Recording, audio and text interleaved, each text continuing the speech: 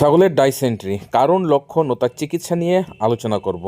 আপনারা যারা নিয়মিত আমাদের চ্যানেলের ভিডিওগুলি দেখেন অবশ্যই জানেন আমাদের কাছে বিভিন্ন জায়গা থেকে ছাগলের বিভিন্ন রকম রোগের ভিডিও আসে। সেই রোগগুলো দেখেই আমরা নির্ণয় করি এবং পরামর্শ দেওয়ার চেষ্টা করি। তো আজকে আমাদের কাছে এরকম দুটো ভিডিও এসছে, যে ভিডিওর মধ্যে দেখা যাচ্ছে ছাগল বাচ্চার আমাশয় হয়েছে। পশুদের আমাশয় হওয়ার কারণগুলি হলো ব্যাকটেরিয়া, প্রোটোজোয়া এবং পরজীবী সংক্রমণ। এছাড়াও কিন্তু এই রোগটি যদি ছোট বাচ্চাকে নোংরা বোতলে দুধ খাওয়ানো হয় সেটার থেকে হতে পারে, যদি বাচ্চাকে অপরিষ্কার জায়গায় রাখেন সেখান থেকে হতে পারে। এছাড়াও বাসি খাবার খাওয়ার পরেও কিন্তু বড় পশুদের মধ্যেও এই আমাশয় দেখা যায়।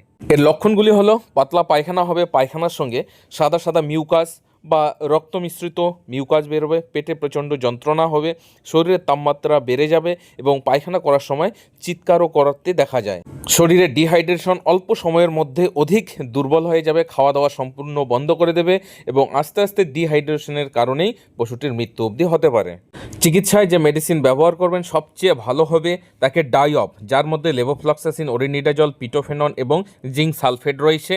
হাফ বোলাস দিনে 2 টাইম দিতে পারবেন। সঙ্গে ডিয়ারক বা ডিয়াডিস্কো বা নেভলন পাউডার 1 চামচ করে দিনে 2 টাইম। শরীরে ডিহাইড্রেশন দূর করার জন্য ইলেকট্রোবেস্ট নয়তোবা ইন্টালাইট বা রেন্টোস পাউডার 1 চামচ করে জলের সঙ্গে মিক্স করে দিনে 2 টাইম খাওয়াতে পারেন।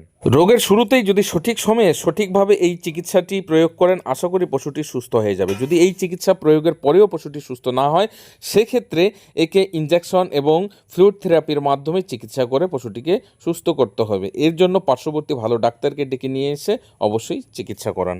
কেমন লাগলো আমার আজকের এই ভিডিওটি অবশ্যই কমেন্ট বক্সে কমেন্ট করে জানাবেন। যদি আরও কোনো বিষয়ের উপর আপনারা ভিডিও দেখতে চান সেটাও কমেন্টে লিখবেন। আমি অবশ্যই চেষ্টা করব আপনাদের কমেন্টের উপর নির্ভর করে ভিডিওগুলি বানানোর জন্য।